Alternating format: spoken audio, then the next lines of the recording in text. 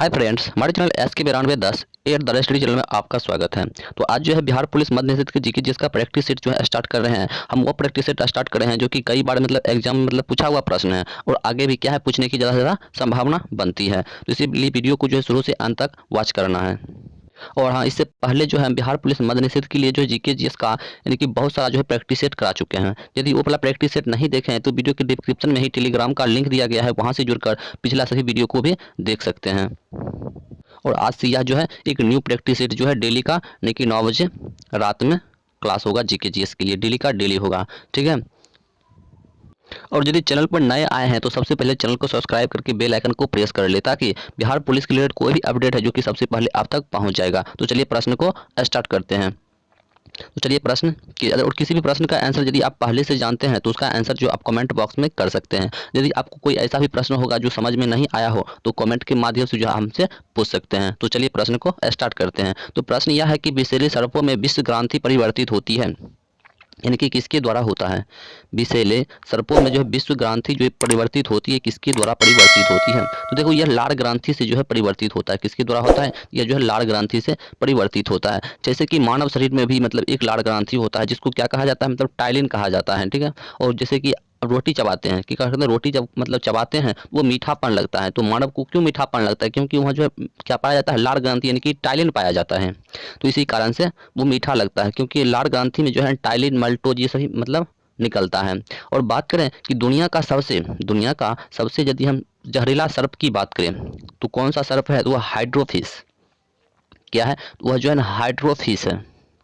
दुनिया का सबसे जहरीला सांप का बात करें तो वह जो है हाइड्रोफिश है। ठीक है। जो कि कहाँ पाया जाता है, तो यह समुद्र में पाया जाता है। ठीक है। तो इसे याद रखना। चलिए देखते हैं अगला प्रश्न। चलिए अगला प्रश्न कीजिए, 2 नंबर की निम्नलिखित में से कौन सा जो है एक परजीवी है। निम्नलिखित में से कौन जो है एक परजीवी है। देखो अमीबा क्या है, अमीबा क्या है, अमीबा प्रोटीयस ये क्या है, एक परजीवी है। क्या है, यह क्या है, एक क्या है, ये एक परजीवी है। कहने का अमीबा का अर्थ क्या होता है, अमीबा का अर्थ होता है बदलना। क्या है, बदलना होता है। जबकि प्रोटियस ग्रीक का एक क्या है, समुद्र देवता है। प्रोटियस जो है ये वाला, ये जो है क्या है, तो यह जो है ना समुद्र का एक देवता होता है जिसको शरीर का आकार बदलने की विशेष क्षमता होती है। इसीलिए अमीबा का वैज्ञानिक नाम भी जो है प्रोटेयस रखा गया है। इसलिए याद रखना, अमीबा का वैज्ञानिक नाम क्या रखा गया है, तो प्रोटेयस जो है रखा गया है। और अमीबा जो है ना, अमीबा का जो है जैसे हिस्टोलिटिका परजीवी के कारण मनुष्य में जो है पेचिश होता है, तो इसे भी याद रखना है। और यूग्लिना को हरा प्रोटोजोआ कहा जाता है, इसे भी याद रखना है। चलिए देखते हैं अगला प्रश्न। अगला प्रश्न है 3 नंबर की, वास्तविक नाभिक पाए जाते हैं, यानी कि वास्तविक नाभिक जो है यह कहाँ पाया जाता है। वास्तविक नाभिक जो है यह कहाँ पाया जाता है। देखो यह उच्च पादप कोशिका में पाया जाता है। कहाँ पर पाया जाता है, उच्च पादप कोशिका में जो है क्या पाया जाता है, वास्तविक नाभिक जो है ये पाया जाता है। और प्रोक्लोटिक कोशिका में स्पष्ट केंद्रक का अभाव होता है। और यूक्लोटिक कोशिका में जो है ना पूर्ण विकसित केंद्रक होता है, इसे भी याद रखना है। ठीक है। और कोशिका द्रव में झिल्ली युक्त कोशिका अंग क्या होता है, उपस्थित होता है, तो इसे भी याद रखना। चलिए देखते हैं अगला प्रश्न। चलिए अगला प्रश्न कीजिए 4 नंबर। अगला प्रश्न है 4 नंबर की, निम्नलिखित में से कौन सी ग्रंथि मानव शरीर में पाए जाने वाली द्वितीय सबसे बड़ी ग्रंथि है। मानव शरीर में ऐसा कौन सा ग्रंथि है जो द्वितीय सबसे क्या है, दूसरा सबसे बड़ी ग्रंथि है। देखो दूसरा सबसे बड़ी ग्रंथि जो होता है वो क्या होता है, देखो वो जो है अग्नाशय होता है। क्या होता है, तो वो जो है अग्नाशय होता है। मानव शरीर का दूसरा सबसे बड़ी ग्रंथि की बात करें तो वह अग्नाशय होता है। लेकिन सबसे बड़ा ग्रंथि कौन सा होता है, मानव शरीर का सबसे बड़ा ग्रंथि जो होता है वो यकृत होता है। क्या होता है, वो यकृत सबसे बड़ा ग्रंथि होता है। और दूसरा में आता है अग्नाशय और तीसरा में आता है पिट्यूटरी ग्रंथि। ठीक है। और ये अग्नाशय ग्रंथि जो होता है यह अंतःस्रावी और बाह्यस्रावी दोनों प्रकार का ग्रंथि होता है। और ये यकृत जो है ना, यकृत में क्या होता है, यानी कि यकृत में जो है ना एक पदार्थ पाया जाता है। किसी पदार्थ का नाम है हिपेरिन। क्या है, हिपेरिन नामक एक पदार्थ पाया जाता है। और इसके कारण क्या होता है, शरीर में रक्त को जमने से रोकता है। कौन रोकता है, तो यही रोकता है, हिपेरिन नामक एक पदार्थ होता है वही रोकता है। तो इसे भी याद रखना। चलिए देखते हैं अगला प्रश्न। चलिए अगला प्रश्न कीजिए 5 नंबर की, निम्न में से कौन सा एक ऑपरेटिंग सिस्टम नहीं है? निम्न में से कौन सा है जो एक ऑपरेटिंग सिस्टम नहीं है? ऑपरेटिंग सिस्टम नहीं है। देखो जावा, जावा जो है क्या है, यह एक ऑपरेटिंग सिस्टम नहीं है। जावा जो है ऑपरेटिंग सिस्टम नहीं है। जावा क्या है, एक उच्च स्तरीय भाषा का विकास यानी कि माइक्रो सिस्टम के मतलब क्या होता है, जेम्स गॉसलिंग द्वारा मतलब किया मतलब कार्य होता है। जैसे कुछ ऑपरेटिंग सिस्टम का कुछ उदाहरण होता है, जैसे एम क्या हो गया, जैसे क्या कहते हैं एम एस डोस, क्या हो जाएगा एम एस डोस, ये क्या है ऑपरेटिंग सिस्टम का उदाहरण है। ठीक है, मिंट हो गया, ये सब क्या है एक ऑपरेटिंग सिस्टम का उदाहरण, लेकिन जावा नहीं है। तो इस प्रश्न का बिल्कुल सही आंसर जो ऑप्शन नंबर डी हो जाएगा, जावा। चलिए देखते हैं अगला प्रश्न।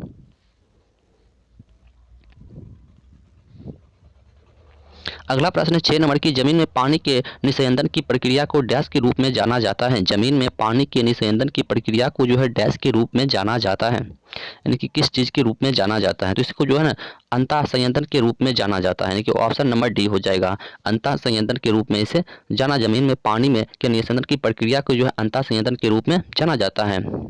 ठीक है, तो इसे याद रखना। और एटमोमीटर के द्वारा जो है ना इवेपोरेशन मापा जाता है, तो इसे भी याद रखना है। ठीक है, और अंतः संयंत्रण जो है अलग अलग प्रकार की मिट्टी में अलग अलग होता है, और वर्षा मतलब शुरू होने के मतलब शुरुआत में ही अंतः संयंत्रण बढ़ता है और संतृप्त होते होते अंतः संयंत्रण नियत मतलब हो जाता है, तो इसे भी याद रखना। चलिए देखते हैं अगला प्रश्न।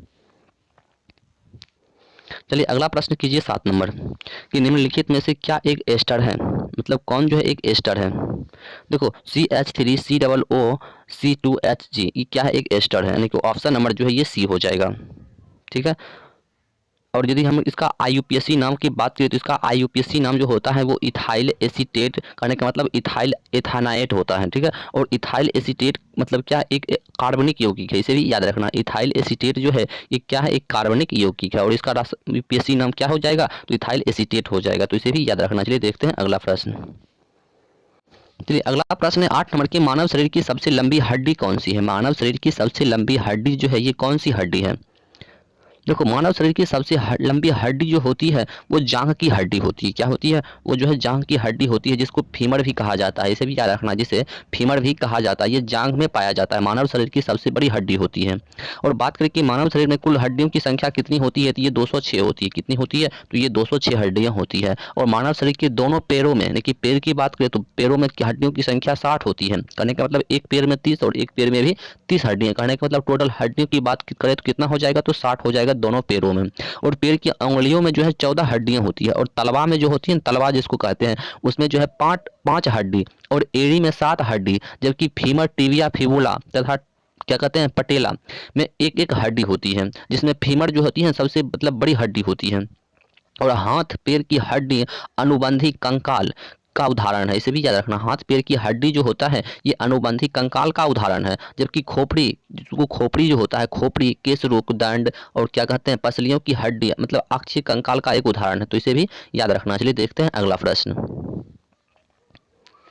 चलिए अगला प्रश्न कीजिए 7 नंबर। 7 नंबर प्रश्न है कि अजंता की गुफाएं जो है ये कहाँ स्थित है? अजंता की गुफा जो है ये कहाँ स्थित है? अजंता की गुफाएं जो ये महाराष्ट्र में स्थित है। कहाँ पर स्थित है, तो यह जो है महाराष्ट्र में स्थित है। अजंता की गुफाएं जो है ये महाराष्ट्र में स्थित है। और यदि छत्तीसगढ़ की बात करें तो छत्तीसगढ़ में जो है ना एली क्या कहते हैं, छत्तीसगढ़ में जो है चांदी देवी की गुफाएं स्थित है। क्या स्थित है, चांदी देवी की गुफाएं जो है ये छत्तीसगढ़ में स्थित है। ठीक है, चलिए देखते हैं अगला प्रश्न। अगला प्रश्न है कि भारतीय निर्वाचन आयोग के अनुसार राजनीतिक दल यानी कि चुनाव पूर्व किस अवधि में अपना घोषणा पत्र जारी कर सकता है? अपना घोषणा पत्र जो है ये जारी कर सकता है। देखो ये 48 घंटे में जो है कर सकता है। ठीक है, और निर्वाचन आयोग का मुख्य कार्य क्या होता है? जैसे मतदान सूचियों को मतलब तैयार करवाना, क्या होता है, तो मतदान सूचियों को तैयार करवाना, और चुनाव क्षेत्रों का मतलब क्या करना, मतलब उसका मतलब रक्षण करने की परिसीमन करना, और जैसे कि राजनीतिक दलों के लिए आचार संहिता तैयार करवाना, और क्या हो जाएगा, जैसे कि भारतीय दलों को आरक्षित चुनाव चिन्ह प्रदान करवाना। और यह जो है ना भारतीय संविधान में मतलब निर्वाचन आयोग का उल्लेख जो है, कहने का मतलब यह अनुच्छेद 324 में आता है। किसमें आता है, यह जो है 324 अनुच्छेद 324 मतलब जो इसको वर्णन किया गया है। तो इस प्रश्न का बिल्कुल सही आंसर जो ऑप्शन नंबर बी हो जाएगा, 48 घंटे में। चलिए देखते हैं अगला प्रश्न। चलिए अगला प्रश्न कीजिए। 11 नंबर की 16वीं लोकसभा के अध्यक्ष का नाम क्या था? 16वीं लोकसभा के अध्यक्ष का नाम जो है क्या था? देखो सुमित्रा महाजन। क्या था उसका नाम? तो सुमित्रा महाजन था। 16वीं लोकसभा के अध्यक्ष जो है सुमित्रा महाजन थी। जबकि 17वीं लोकसभा का जो है अध्यक्ष की बात करें तो 17वीं लोकसभा का अध्यक्ष जो है ओम बिरला था। कौन था? तो वो ओम बिरला था। इसे भी याद रखना है, ओम बिरला। ठीक है, ये 17वीं है। क्या है? ये 17वीं लोकसभा का अध्यक्ष है ओम बिरला। जबकि 17वीं लोकसभा का मतलब बात करें कि स्पीकर कौन था? डॉक्टर वीरेंद्र कुमार था। और ये ओम बिरला जो है ये कोटा लोकसभा संसद क्षेत्र का मतलब आता है। ठीक है, तो इसे भी याद रखना। और प्रथम लोकसभा अध्यक्ष कौन था? तो ये भी पूछ सकता है कि प्रथम लोकसभा अध्यक्ष कौन था? तो ये जीवी मौलंकर था। कौन था? जीवी मौलंकर था। और प्रथम राज्यसभा सभापति कौन था? तो डॉक्टर एस राधा कृष्ण था। तो इसे भी याद रखना। चलिए देखते हैं अगला प्रश्न। चलिए अगला प्रश्न कीजिए। 9 नंबर की नेशनल इंफॉर्मेटिक्स सेंटर यानी कि NIC में स्थापित किया गया था, यानी कि डैश में स्थापित किया गया था, यानी कि कब किया गया इसको स्थापित? इसे जो 1976 में स्थापित किया गया है। कब किया गया है? तो इसे जो है 1976 में स्थापित किया गया। और राष्ट्रीय सूचना विज्ञान केंद्र, राष्ट्रीय सूचना विज्ञान केंद्र भारत सरकार का सूचना प्रौद्योगिकी विभाग में प्रमुख विज्ञान व प्रौद्योगिकी संस्थान है। ठीक है, और नेशनल इंफॉर्मेटिक्स मतलब क्या सेंटर का मुख्यालय जो है, मतलब कि इसका मुख्यालय जो है, इसका मुख्यालय जो है दिल्ली में स्थित है। कहाँ पर स्थित है? इसका मुख्यालय जो है ये दिल्ली में स्थित है। और राष्ट्रीय प्रौद्योगिकी दिवस जो है ये 11 मई को मनाया जाता है। इसे भी याद रखना। चलिए देखते हैं अगला प्रश्न। चलिए अगला प्रश्न कीजिए। 10 नंबर की इनमें से कौन सा एक देश यानी कि भूतपूर्व USSR का हिस्सा नहीं था? USSR का हिस्सा नहीं था। तो यह देखो फिनलैंड नहीं था। कौन नहीं था? ये फिनलैंड जो है नहीं था। ऑप्शन नंबर बी हो जाएगा फिनलैंड, जो कि नहीं था। बल्कि USSR में मतलब 15 मतलब समाजवादी गणराज्य का संघ था। जिसमें से कौन कौन था? जैसे रूस हो गया, जॉर्जिया हो गया, यूक्रेन हो गया, और क्या कहते हैं मोल्डोवा हो गया, बेलारूम हो गया, आर्मेनिया हो गया, अजरबेला हो गया, और कजाकिस्तान हो गया, उज्बेकिस्तान हो गया, किर्गिस्तान हो गया, ताजिकिस्तान हो गया, और क्या क्या मतलब इसी तरह का मतलब जो है होता है। और सोवियत संघ का विभाजन जो ये कब हुआ था? तो यह जो है 1991 में हुआ था। कब हुआ था? ये जो 1991 में जो कि सोवियत विभाजन हुआ था। तो इसे भी याद रखना। चलिए देखते हैं अगला प्रश्न। देखो हम वही प्रश्न करवा रहे हैं जो कि कई बार एग्जाम में पूछा हुआ प्रश्न है, जो कि आगे भी पूछने की ज़्यादा से ज़्यादा संभावना बनती है। तो 11 नंबर प्रश्न है कि निम्नलिखित में से कौन से स्वतंत्रता सेनानी का संबंध जो है काकोरी रेलगाड़ी यानी कि डकैती कांड से नहीं था? काकोरी रेलगाड़ी डकैती कांड से नहीं था। देखो यह भगत सिंह का नहीं था। किसका नहीं था? यह जो भगत सिंह का नहीं था। ये जो है ना चौरी चौरा कांड, ये चौरी चौरा कांड जो है 5 फरवरी कब हुआ था? ये 5 फरवरी 1922 को।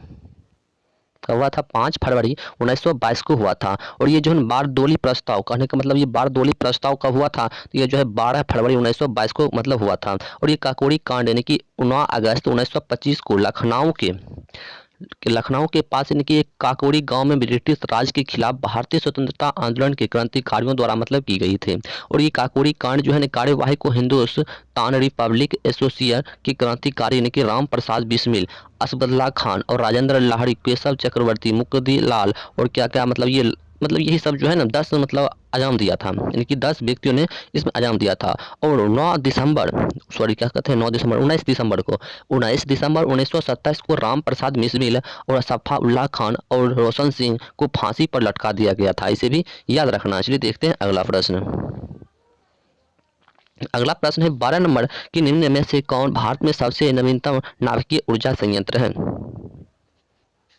देखो ये नाभिकीय ऊर्जा संयंत्र ये कुंडनकुलम, क्या है? ये कुंडनकुलम है। क्या हो जाएगा? कुंडनकुलम। ऑप्शन नंबर बी हो जाएगा। ये कुंडनकुलम जो है ना मतलब क्या है? दूसरा यूनिट का की परिचालन है कि 15 अक्टूबर 2016 में किया गया था। कब किया गया था? तो 15 अक्टूबर 2016 में इसे किया गया था। ठीक है, और ये उसके बाद जैसे तारापुर की हम बात करें तो इसमें देखो एक ऑप्शन है तारापुर, कहाँ पे है? यहाँ है। ठीक है, ये तारापुर जो है ना, ये तारापुर ये नाभिकीय रिएक्टर एक महाराष्ट्र में स्थित है। ठीक है, कहाँ पर स्थित है? ये महाराष्ट्र में स्थित है। तो इसे भी याद रखना। और ये नरोड़ा नाभिकीय रिएक्टर एक उत्तर प्रदेश में स्थित है। कहाँ पर स्थित है? ये उत्तर प्रदेश में स्थित है। इसे भी याद रखना। चलिए देखते हैं अगला प्रश्न। चलिए अगला प्रश्न कीजिए 13 नंबर कि वेल्थ ऑफ नेशंस नामक पुस्तक का लेखक कौन है। वेल्थ ऑफ नेशंस नामक पुस्तक का लेखक जो है ये कौन है। तो ये एडम स्मिथ। कौन है ये? एडम स्मिथ, यानी कि ऑप्शन नंबर ए हो जाएगा एडम स्मिथ। क्या हो जाएगा? एडम स्मिथ हो जाएगा। तो इस प्रश्न का बिल्कुल सही आंसर ऑप्शन ए है। चलिए देखते हैं अगला प्रश्न। चलिए अगला प्रश्न कीजिए 14 नंबर की मनोरा मनोरा का किला कहाँ स्थित है। मनोरा का किला जो है ये कहाँ पर स्थित है। देखो मनोरा का किला जो है ये तमिलनाडु राज्य में स्थित है। कहाँ पर स्थित है? ये तमिलनाडु में स्थित है। मनोरा किला की बात करें कि वास्तुकला जो है ये शैली क्या है, तो ये द्रविड़ शैली है। क्या है? ये द्रविड़ शैली है, तो इसे भी याद रखना। चलिए देखते हैं अगला प्रश्न। अगला प्रश्न है 15 नंबर की कुल स्थिर लागत और कुल परिवर्तनीय लागत का योग क्या कहलाता है। कुल स्थिर लागत और कुल परिवर्तनीय लागत का योग जो है ये क्या कहलाता है। तो देखो इसको कुल कीमत कहा जाता है। क्या कहा जाता है? इसे जो है कुल कीमत कहा जाता है। और कुल लागत यह किसी वस्तु के उत्पादन पर किए गए कुल व्यय का मतलब योग होता है। और ये कुल स्थिर लागत जो होता है यह उन साधनों की लागत का योग है जो उत्पादन की मात्रा पर निर्भर नहीं करता है बल्कि अपितु स्थिर रहता है। और कुल परिवर्तित जो लागत होता है जैसे कि उन साधनों को लागत का योग है जो उत्पादन की मात्रा बढ़ने पर बढ़ता है और तथा उत्पादन की मात्रा कम होने पर कमता है। ठीक है, तो इसे भी याद रखना। चलिए देखते हैं अगला प्रश्न। चलिए अगला प्रश्न कीजिए 16 नंबर की पल्लव किनके सीमांत थे। पल्लव जो है यह किसके सीमांत थे। देखो यह जो है 7 वाहनों के सीमांत थे। किसके? 7 वाहनों के। और पल्लव के प्रारंभिक अभिलेख जो है ये प्राकृत भाषा में के बाद संस्कृत भाषा में मिला है। ठीक है, और पल्लव वंश का संस्थापक जो है सिंह विष्णु था। कौन था? ये सिंह विष्णु था। और इसकी राजधानी जो है कांची यानी कि तमिलनाडु में कांचीपुरम थी। कहाँ थी? कांची यानी कि तमिलनाडु में कांचीपुरम थी। और ठीक है, और पल्लव वंश का अंतिम शासक जो है ये अपारजित। कौन था? अपारजित हुआ था। इसे भी याद रखना है। चलिए देखते हैं अगला प्रश्न। अगला प्रश्न है 17 नंबर की भारत में मुस्लिम राज्य की स्थापना का मार्ग किस युद्ध में परास्त हुआ। किस युद्ध में जो है परास्त हुआ है। देखो यह तराइन का युद्ध में हुआ था। कब हुआ था? ये तराइन का युद्ध में हुआ था। देखो तराइन का 2 युद्ध हुआ था। प्रथम युद्ध जो है 1191 में हुआ था। तराइन का प्रथम युद्ध जो है 1191 ईस्वी में हुआ था। इसमें जो है पृथ्वीराज चौहान ने मोहम्मद गौरी को हराया था। इसमें पृथ्वीराज चौहान जो है मोहम्मद गौरी को हराया था। और दूसरा युद्ध जो है 1192 में हुआ है। कब हुआ है? 1192 में हुआ है। इसमें जो है मोहम्मद गौरी ने पृथ्वीराज चौहान को हराया है। ठीक है, तो इसे भी याद रखना। और पानीपत का भी 2 युद्ध हुआ था। और पानीपत कहते 2 यानी कि 3 युद्ध हुआ था पानीपत का। तो पानीपत का पहला युद्ध जो है 1526 ईस्वी में हुआ था। इसमें बाबर ने इब्राहिम लोदी को हराया था। और पानीपत की दूसरी लड़ाई जो है ये 1556 ईस्वी में, इसमें अकबर ने हेमू को हराया था। और पानीपत की तीसरी लड़ाई जो है ये कब हुआ था? 1761 ईस्वी में हुआ था, जिसमें अहमद शाह ने अब्दाली ने मराठों को क्या था? हराया था। और ये खानवा की युद्ध की बात करें तो खानवा का युद्ध जो है 1527 में हुआ है। कब हुआ है? ये जो है 1527 में खानवा का युद्ध हुआ है। इसमें बाबर जो है ने राणा संगा को हराया था। किसको हराया था? राणा संगा को जो है बाबर ने हराया था। और ये तालीकोटा का युद्ध की बात करें तो तालीकोटा का युद्ध जो है ये 1565 में हुआ है। कब हुआ है? ये जो 1565 ईस्वी में हुआ है। इसमें विजयनगर साम्राज्य का पतन हुआ था। इसे भी याद रखना। इसमें जो है विजयनगर राज्य का क्या हुआ था? तो पतन हुआ था। तो इसे भी याद रखना। चलिए देखते हैं अगला प्रश्न। अगला प्रश्न है 18 नंबर की अलाउद्दीन को मलिक काफूर की प्राप्ति हुई, मतलब कब हुई। देखो यह गुजरात की विजय के बाद इसको जो प्राप्त हुआ है। कब हुआ है? गुजरात के विजय प्राप्त करने के बाद हुआ था। और यह जो है 22 अक्टूबर 1296 ईस्वी में अलाउद्दीन खिलजी जो है ये दिल्ली का सुल्तान बना था। ठीक है, इसे ही याद रखना। और अलाउद्दीन खिलजी ने गुजरात के शासक यानी कि कर्ण द्वितीय बाघेल को यानी कि 1297 से 98 में इसको पराजित किया था। और गुजरात अभियान का नेतृत्व जो है अल्प खां और नुरसत खान ने किया था। और इस अभियान का दौरान जो है 1000 दिनार में कहने का मलिक काफूर नामक क्या था? एक हिजरा को खरीदा गया था। ठीक है, हिजरा को खरीदा गया था 1000 दिनार में। ठीक है, और मलिक काफूर को 1000 दिनारी के नाम से भी जाना जाता है। और मलिक काफूर को अलाउद्दीन दक्षिण भारत का पर विजय अभियान का सेनापति बनाया गया, जबकि दक्षिण भारत के विजय अभियान का नामक जो है मलिक काफूर थे। इसे भी याद रखना है। चलिए देखते हैं अगला प्रश्न। अगला प्रश्न है 19 नंबर की, कर के अंतिम भार को कहा जाता है, यानी कि कर के अंतिम भार को जो है क्या कहा जाता है। देखो कर के अंतिम भार को जो है ना करापत कहा जाता है। क्या कहा जाता है? उसको जो है करापत कहा जाता है। और केंद्र सरकार के कर यानी कि केंद्रीय सरकार के केंद्र मतलब कर जो होता है केंद्र सरकार के अधिकार क्षेत्र में सीमा शुल्क और नियम कर आता है, जबकि राज्य सरकार का कर जो है इनमें बिक्री कर, कहने का मतलब बिक्री कर हो गया, मालगुजारी राज्य, उत्पादन शुल्क, कृषि आय, ये सब मनोरंजन ये सब शामिल होता है। ठीक है, तो इसे भी याद रखना है। चलिए देखते हैं अगला प्रश्न। अगला प्रश्न जो कि आज का लास्ट प्रश्न है। लास्ट प्रश्न है 20 नंबर की, रामेश्वर द्वीप को भारतीय मुख्य भूभाग से निम्नलिखित में से कौन अलग करता है। रामेश्वर द्वीप को भारतीय क्या कहते हैं मुख्य भूभाग से निम्नलिखित में से कौन जो है अलग करता है। देखो इसको जो है कौन अलग, ये पब्बन द्वीप अलग करता है। कौन करता है? तो इसे जो है ना ये पब्बन द्वीप रामेश्वर द्वीप को भारतीय भूभाग से मतलब निम्नलिखित में से कौन अलग करता है, तो इसे जो है पब्बन द्वीप जो है अलग करता है। यदि हम बात करें कि पाक स्ट्रेट, देखो यह जो है तमिलनाडु और श्रीलंका को अलग करता है। और ये तमिलनाडु तमिलनाडु ठीक है, तमिलनाडु और श्रीलंका को अलग करता है। और जबकि ये 10 डिग्री चैनल जो होता है यह जो है अंडमान और निकोबार द्वीप समूह को क्या करता है? अलग करता है। और ये 9 डिग्री चैनल जो है ये लक्षद्वीप और मणिकाय को मतलब अलग करता है। ठीक है, तो यदि वीडियो अच्छा लगा हो तो सबसे पहले चैनल को सब्सक्राइब करके बेल आइकन को प्रेस कर लें। ठीक है, और दोस्तों को ज़्यादा से ज़्यादा शेयर करें ताकि आपके दोस्त को भी फायदा हो। तो चलिए मिलते हैं अगले वीडियो में, तब तक के लिए जय हिंद जय भारत।